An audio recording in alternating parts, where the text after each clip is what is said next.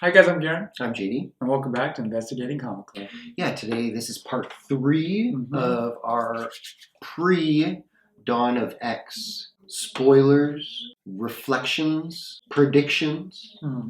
And I would say another highlight upon rereading was the priority that Xavier is putting on all of the Omega level mutants. Priority on... Okay, yeah.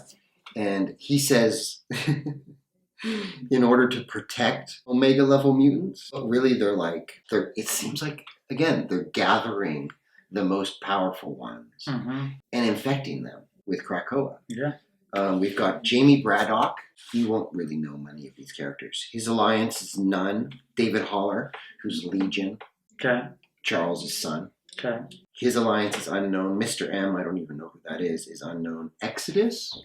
He's a gentleman named Paris, who is on the council next to Sinister. Okay, yeah. I think it's Paris, Sinister, and Mystique. They're all the weird ones. I don't know about them. Yeah. He is an Omega level mutant. And it says here that his alliance is none. So I'm not sure if that means this was prior to that, or if he's just that unpredictable of a character. But I thought that was cool. And then Franklin Richards, again, he was the red highlighted one, and his alliance is human. He's Fantastic Four's son.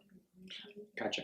And Magneto even says at a certain point, he says, even I find myself infected. He's talking about the hope and stuff like that. Yeah. But Hickman is planting these seeds. And Charles says, everyone who lives in our better world owes it something. In our better world. He's talking about Krakoa. Yeah. And subversion owes it something. Yeah. And it says subversion is literally written into the DNA of the bred and reborn mutants. Is that by Sinister, Professor X, Moira X? Who knows? But you're talking about Sinister's betrayal. Yeah. They actually go into it quite a bit of detail in year 100, where Moira dies in that future where she's Apocalypse's buddy. Yeah. So in that one, 30 years after House of X, so after the kind of birth of House of X and all that stuff, after year 10, his betrayal is revealed that he had DNA engineered into the chimeras that he was building, all these DNAs, that they would all self-destruct by their 4th generation. That was his betrayal. And quite a few of them, they actually talk about it. The blue, remember? They're all engineered in that 100-year future with the, there's the Nightcrawler and all of them. Yeah. They were engineered, all of them, to self-destruct by the 4th generation. So Sinister had these long-term plans. And that was his betrayal. So Moira's like, guys, what are you doing? Yeah, what? I just lived this one. Yeah. We don't want to trust him. I already told you don't trust him. He's not even a mutant. So Sinister's origin, I'm not going to spoil too much of it, but Sinister's origin, he was created by Apocalypse. Yeah. Okay? Just remember that. Yeah. Also, Paris, Exodus, he was created by Apocalypse. So when Moira, in her journal, she says, Apocalypse has revealed himself to the world. We're not going to be able to recruit him for quite a time. All we can hope to do is stop his influence over certain Omega level mutants. So they're probably talking about Exodus. That makes sense. But that creation of Exodus happened a lot earlier than this. It happened hundreds of years ago, I think. Another thing of importance as we're ramping up to this big prediction I have, and it's actually, I think, the big bad. It's not humanity. Yeah. I think Jonathon Hickman has something up his sleeve. Remember, so Douglock, his best friend is Warlock, who is an alien creature. Remember, he's all weird looking? Yeah. He was the one that infected Douglock with that transmode virus. Yeah. Okay, and that's essentially the species, the alien species that Warlock is. It's called the Technarch. Okay. And they are essentially a spreading virus. Okay. The Technarch, unbeknownst to them, it says this in the series, unbeknownst to the Technarch, they are manufactured to serve the phalanx. They're created to. This alien species, the Technarch, that Douglock is infected with, that has infected Krakoa, unbeknownst to them, were manufactured by the phalanx. Unbeknownst to them. Unbeknownst to the Technarch. So Douglock has no. He doesn't. He has no idea. He's being controlled by it. That he was created and manufactured by the phalanx. He thinks he's in control. He thinks. Keep that in mind as we move towards the predictions of who I think the big bad is. The big bad? Mm-hmm. The wolf. Do you have something before I go on to another? I don't have anything. All of that is just... Now it's more a learning time for Garen and us. I'm sure some of you are following this, actually. And you are going to predict things that I haven't even thought of by me just maybe saying this stuff. If you do, please share them in the comments because I'm excited. Yeah. We've got the origin of Krakoa. Originally, it was a one land called Okara. Okay. Demons came up and split the land in half, giving us Krakoa and Araco. These two lands, remember? Yep. This was generations ago. Mm-hmm. Apocalypse came with his 4 horsemen and stopped this invasion of demons from Limbo. Yeah, I remember that. Yep. He sent Krakoa's brother or sister land into Limbo with his 4 horsemen and stopped the invasion. Yes. So Krakoa misses his brother that's in Limbo. Yeah. That's with the original 4 horsemen of the apocalypse. One of Sinister's Red Diamond gossips said in number 8, when the original 4 horsemen return, the new horsemen will be pushed aside and they'll be reunited with Apocalypse.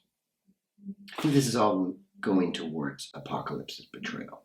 Stay with me. Hey, and it wouldn't be. It's one of those where if that's the case, it's not something where it's left field either. No, all this stuff is being hinted. Apocalypse.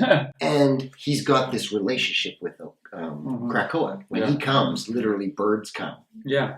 And he's hearing and speaking to Krakoa. Yeah. And they can't hear anything. He's greeted by Krakoa and he's just like, hey, my old friend, how are you? Yeah. Something that I think is really key, possibly Xavier directed, but Cypher's transmode virus, Technarch part of him, it immediately starts infecting Krakoa. Oh yeah, the second. Immediately. The second, yeah. And then when they recruit Emma, we see Nimrod's tower when they take her to the Krakoa's island. The beginning of that little shape of that tower that in the future Nimrod kind of creates. Yeah. In the original storyline with the Phalanx, they built a tower that was them telling and communicating to their species to come to Earth.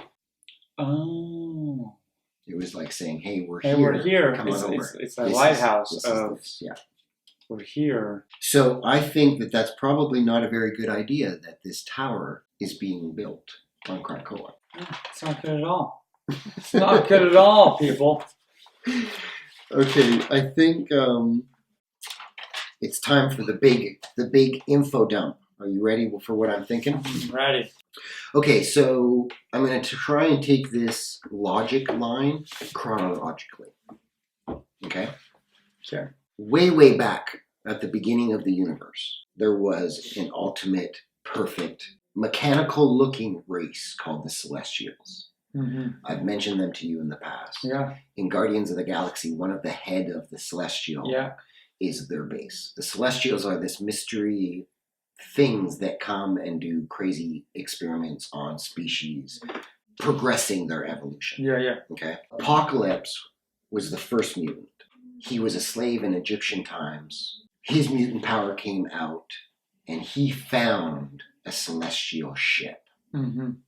Eventually, that ship became Professor, who Cable kind of stuff and talks about. Yeah. So Apocalypse discovers a ship of the Celestials and becomes himself. Then Krakoa, the Limbo demons come. He sends his 4 horsemen, fights off the apocalypse. Fights off that invasion, and his 4 horsemen take the other half of Krakoa into Limbo. with the demons. Yeah. Then Apocalypse creates Paris, who is Exodus, and Paris enters the celestial ship. Okay. Apocalypse creates Sinister. Sinister creates Madeline Pryor, who gives birth to Nathan Summers. There's this. Now, that's one kind of line, okay? That's kind of all Apocalypse and his machinations, but also Sinister kind of becoming involved, okay? That leads to the birth of Nathan Summers. And then the Technarch send Warlock and his father Magus to Earth. Crazy stuff happens. Eventually there's Inferno, which is a big crossover, okay? And that involves Madeline making a deal with the demons from Limbo to sacrifice Nathan. She goes completely mad and crazy. While this is all happening, Warlock infects the demons of Inferno and Limbo with the transmog virus. Gotcha. Infecting all of Limbo. Yeah. So this is already happening. This is what Inferno happened. Apocalypse infects Nathan with the transmog virus. You've read that story. Yeah. Warlock infects Doug with the transmog virus.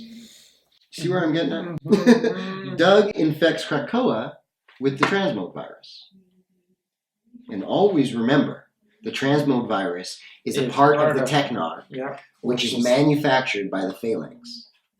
Limbo, Krakoa's brother, Krakoa, Doug. Phalanx. Apocalypse is reunited with the transmode infected Krakoa. You see what's happening here?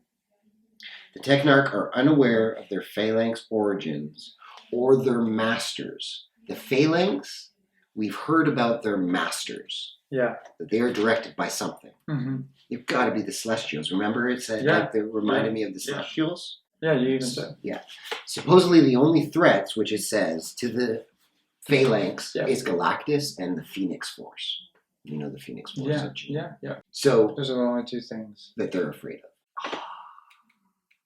Moira discovered that humanity all along was the villains because they would always create things. Yeah, they keep creating things. It's the celestial directed Phalanx, and the infection has started to spread already. Like, we can connect those dots like, wow, those are deliberate Easter eggs, right? Yeah. No, they are.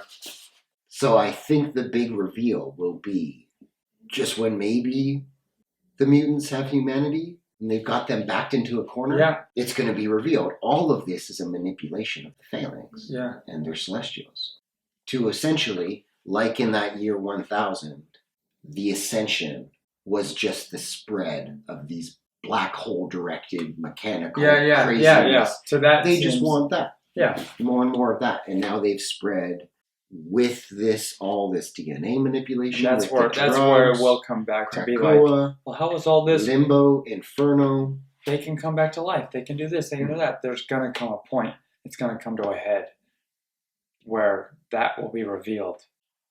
It feels like it, right? Yeah. Those are some pretty good Easter eggs and connections. It's heavy. It's really heavy. But you follow but even you saying everything beat by beat, moment by moment, everything you've There's a lot of coincidences. It's a lot of things where it's like, and you laying it out chronologically. Even in this storyline or the past ones that kind of connect and shows how it all. And again, Hickman, been an X-Men love, he knows these stories like the back of his hand. Pretty cool. Yeah. So I do think that that's what's going to happen. I love in the final House of X issue, as Exodus Paris is entertaining the kids. Oh yeah. Go to that panel. For the final issue? Of House of X. House of X number 6. House of X number 6. Ooh! Almost there, guys. Almost there, guys. X-Men issue 1. House of X. Go to the celebration. Yes. There we go. Take a look at this panel. Pretty awesome, right? Who's in the background? Whoa, that's creepy as fuck. That's creepy. Whoa, bleep that out. Oh, sorry. That was crazy, guys. You didn't notice him, did you? No. Neither did I. But it's awesome. Sinister is creepy. This guy coming out of here just... Why? Look at the next panel. I don't want to. I don't want to Keep look going. anymore. No, you're okay. There's nothing like that. Nothing like that. This one? Yeah. What's Apocalypse doing? He's just off there sitting. He's in to celebrate. He's just chilling. Sitting off by himself? No, there's probably someone else is there. No. Krakoa. Oh my God, he's just chilling. He's not alone. He's not alone at all. He's with his best friend. Mm-hmm. God, I hate you.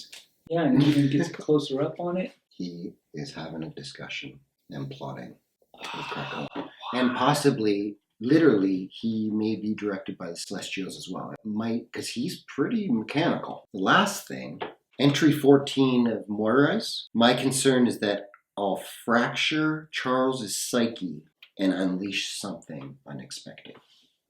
Oh, yeah, that's right. And she'll fracture his psyche and unleash something unexpected.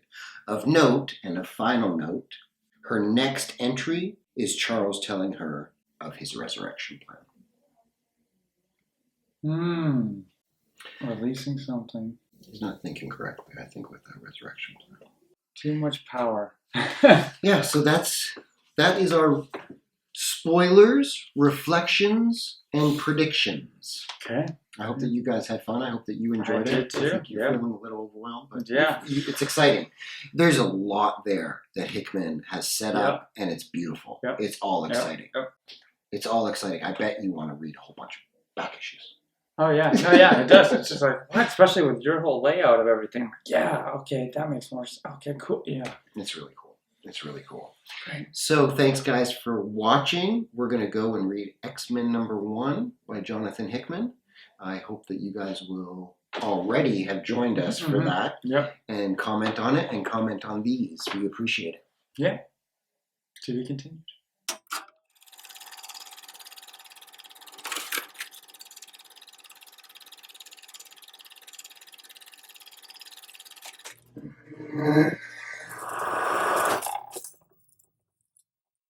That was precious. You literally were scared. No, that was the first. No, I felt that way. I did when I saw Bob in the corner. Remember that? Remember that? Twin Peaks. Yeah. Oh my God, that's the same feeling where I was like, I don't know what I'm looking for. Oh my God.